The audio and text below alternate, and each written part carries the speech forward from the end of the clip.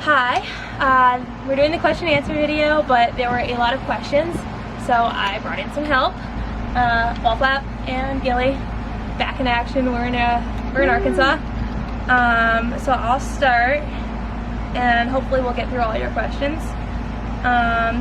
The first one was, how was your tent, and how did it work with the condensation, durability, etc.? So I had the Gossamer Gear, the one tent.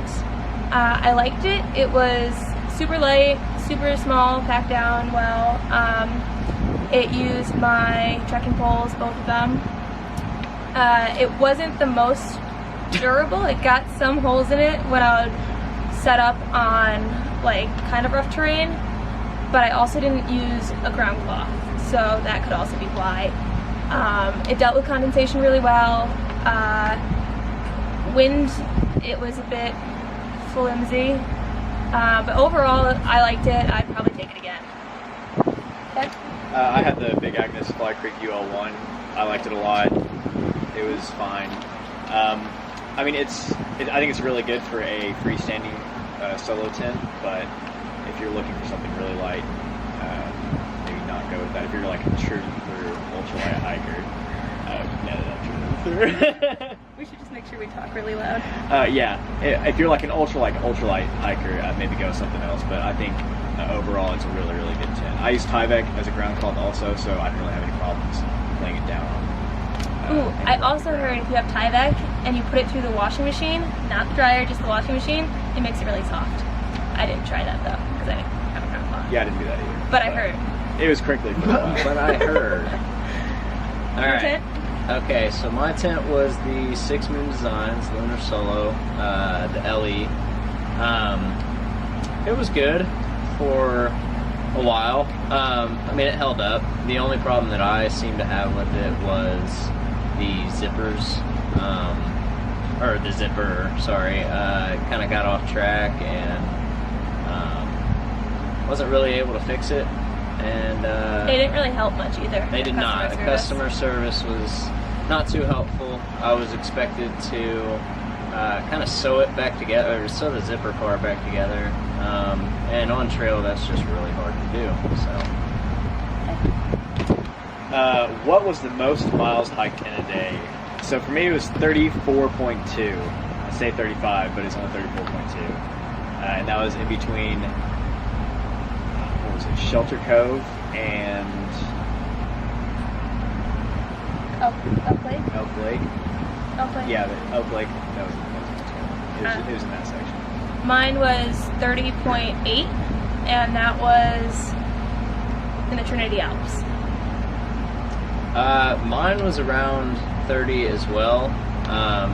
That happened in the Oregon section.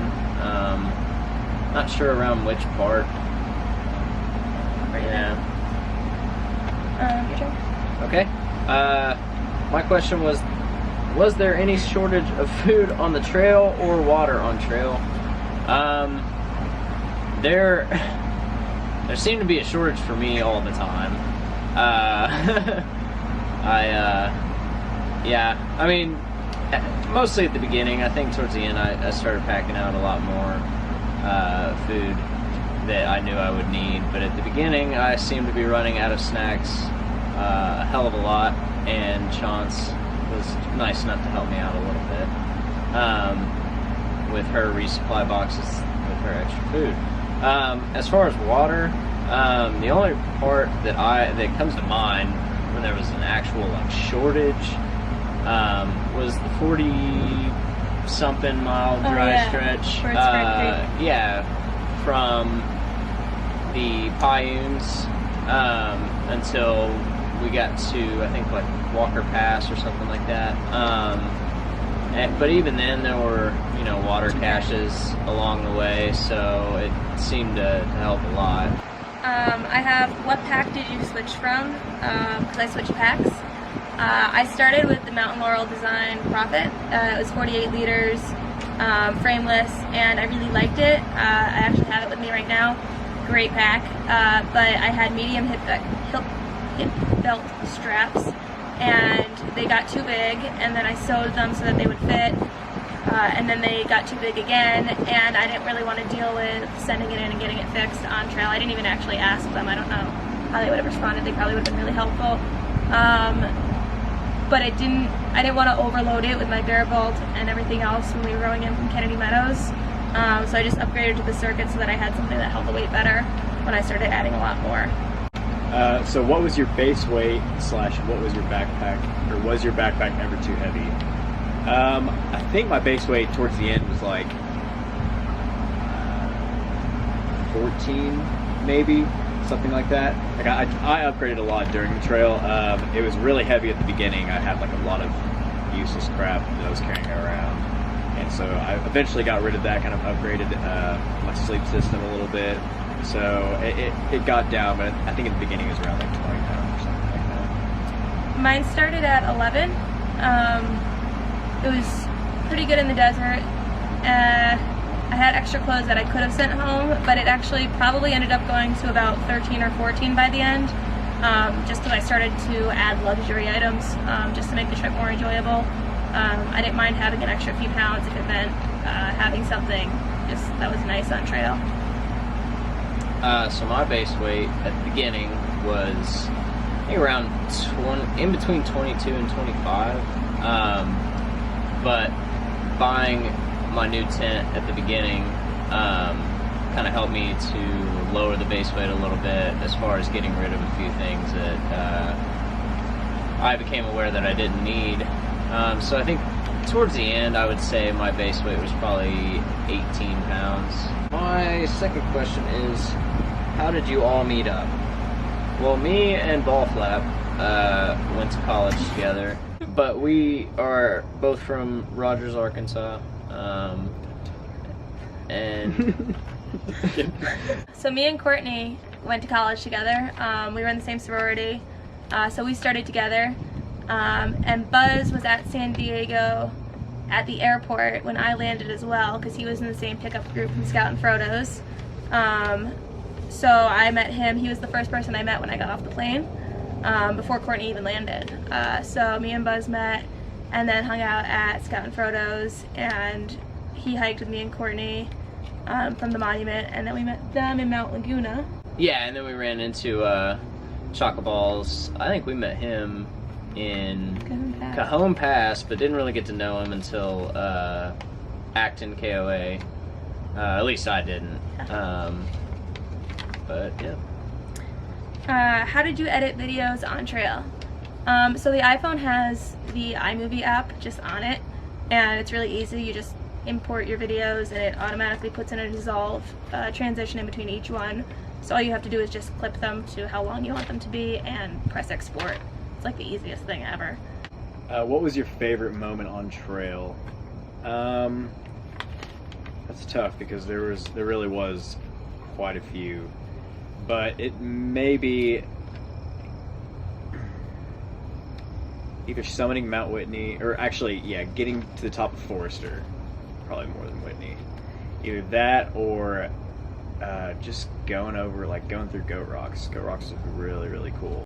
Yeah, I liked the Goat Rocks too. The whole Trout Lake to White Pass section was like one of my favorites.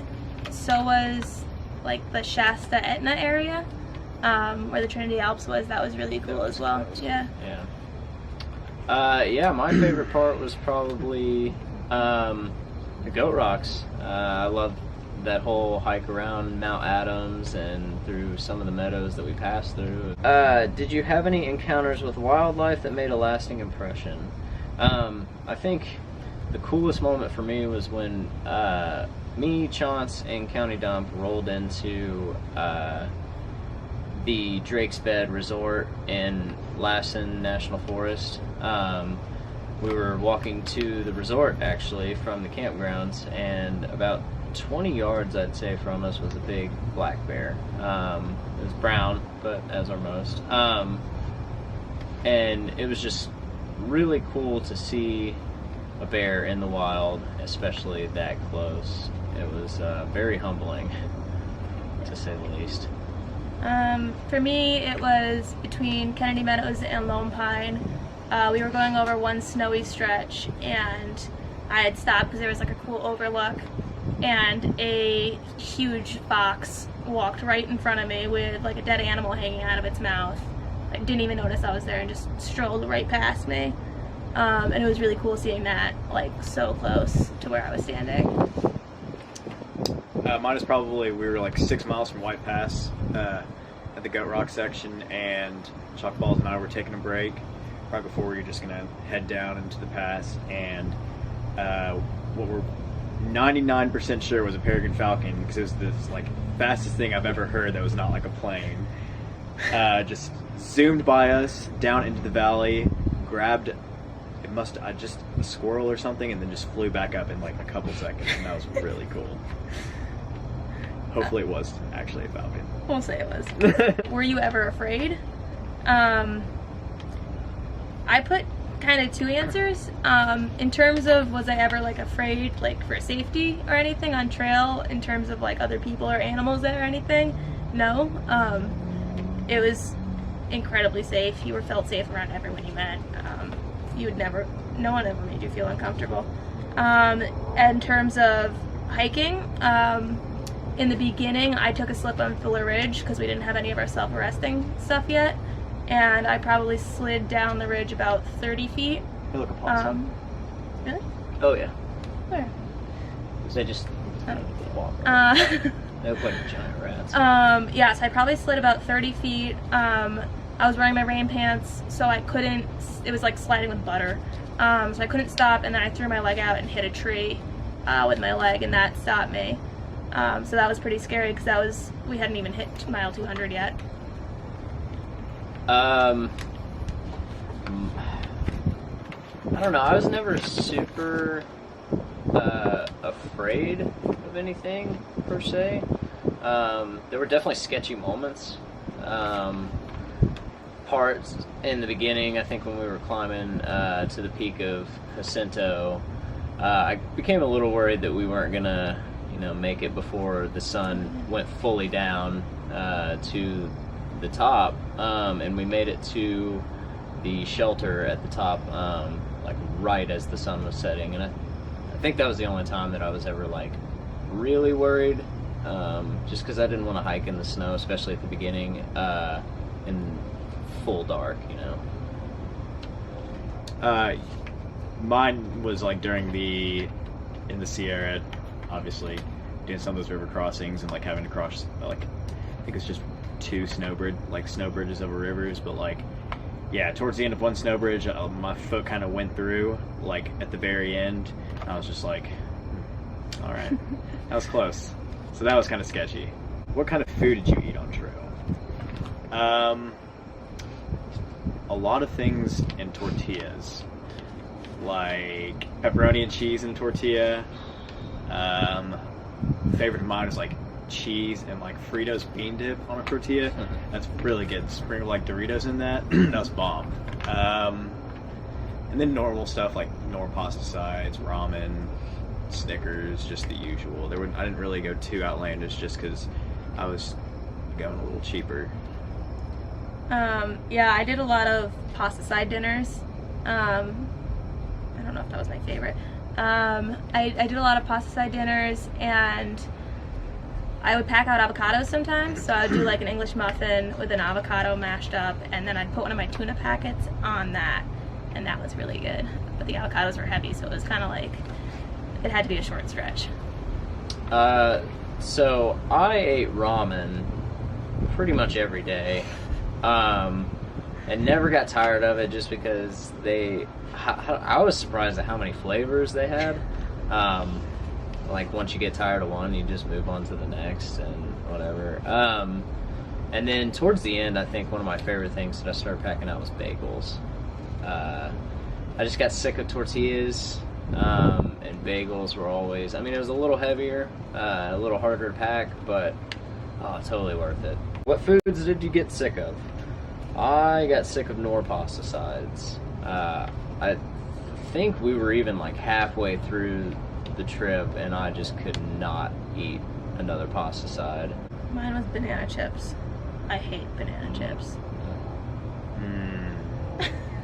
Probably peanut butter. Ooh, What? peanut butter Yeah, for me that too. was, I just couldn't do it. Oh, Like, I love had peanut butter. At one point, like I had a jar of peanut butter that I carried for like 200 miles, and I was just like, you know what? I'm just You should gonna have given it to me. Yeah. Joe took it actually eventually. He's like, "Are you gonna eat that ever?" Of course I did.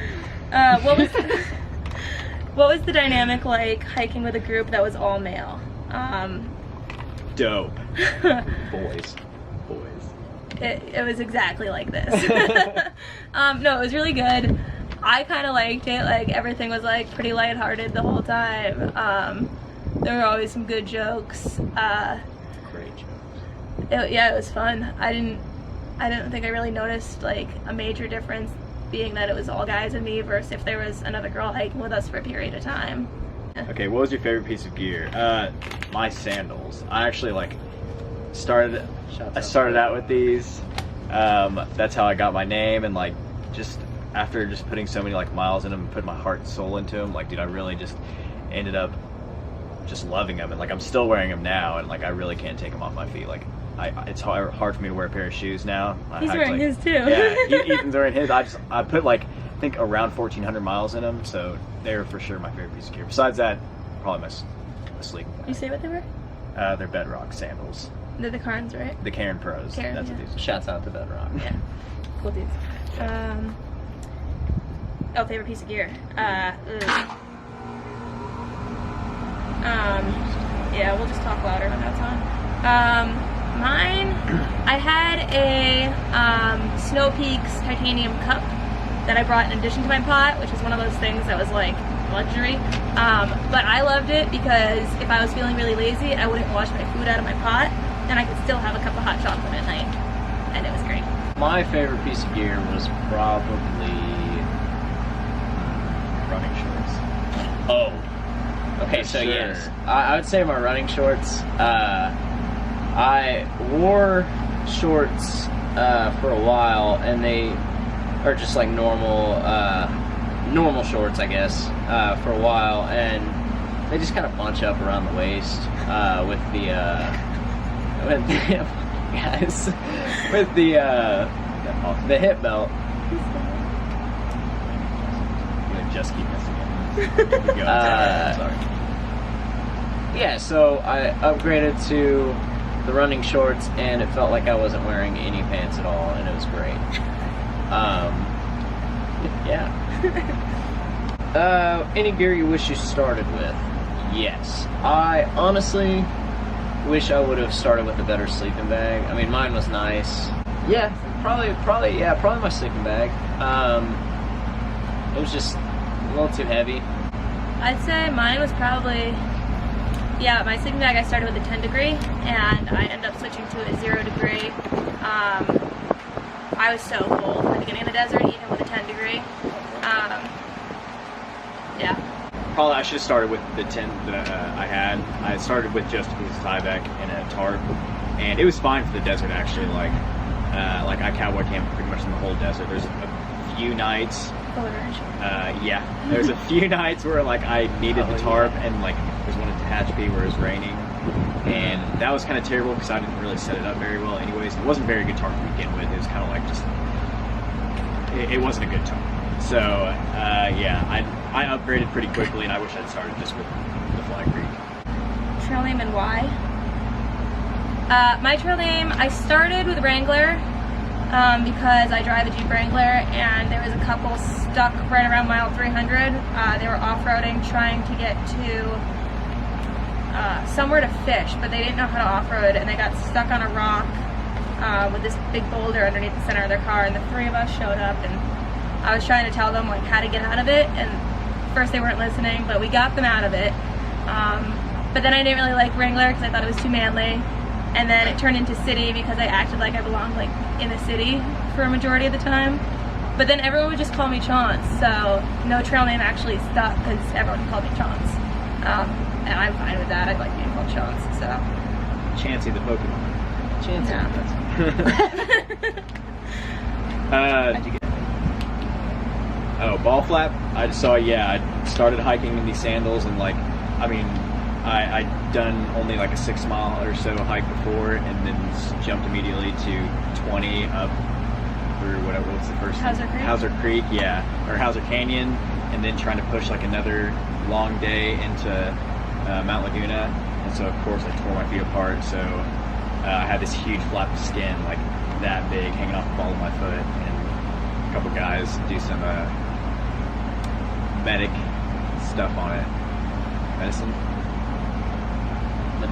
Medicinal handiwork. That's not the right word.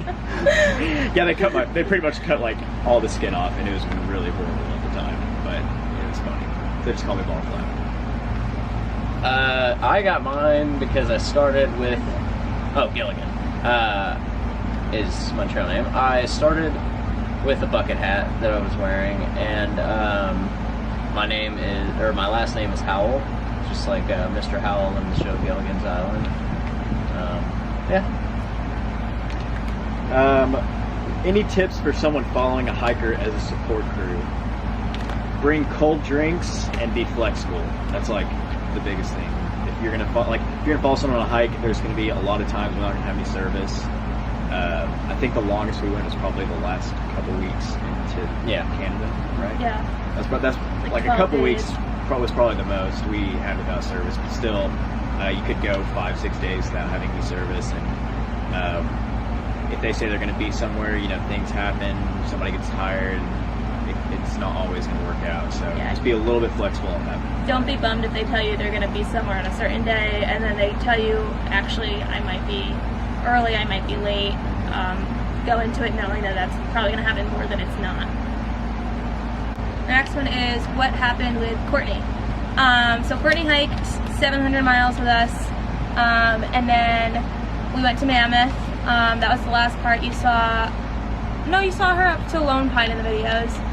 So we had gone to Mammoth and hung out with her friends. She actually worked there for a year and a half prior to doing the trail, and I think when we visited she might have gotten a bit nostalgic, and they ended up offering her a mountain biking position at Mammoth that she really wanted.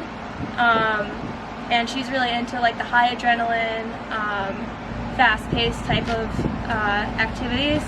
So that compared to the monotony of walking every day, I think was something she really wanted to do.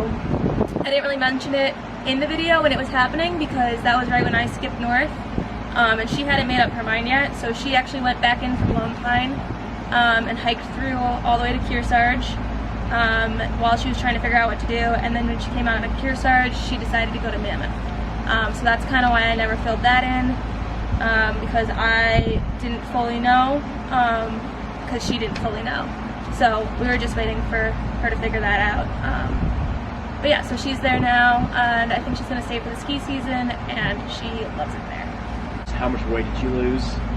I think it was like 25 pounds. It was a lot. Yeah, I lost almost 30. I lost 15. And then the last question we had from Victoria, who brought us pizza and trail magic to Snoqualmie Pass, awesome woman and her husband, was, will Saturday remain for the boys? The answer is no. Saturday's always for the boys. Yeah, that's just a ridiculous question. Yeah, so hopefully this answered all your questions you had. Thanks for watching if you've made it to this far. Alright, peace out. Actually, what if it's so nostalgic?